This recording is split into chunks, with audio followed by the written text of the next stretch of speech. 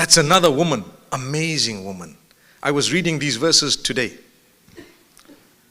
Like I said, it's part of the series that I've thought of this Ramadan, which is entitled Reconnecting with Revelation. In Surah Al-Qasas, where the story is mentioned of the Prophet Moses, may peace be upon him, in his childhood, Allah Almighty goes into a little bit of detail about the mother of the Prophet Moses.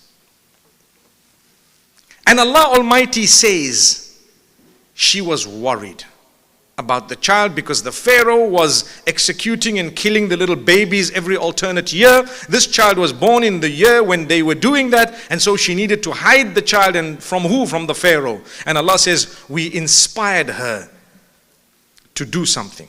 So she had the conviction. What else? She was patient. What else?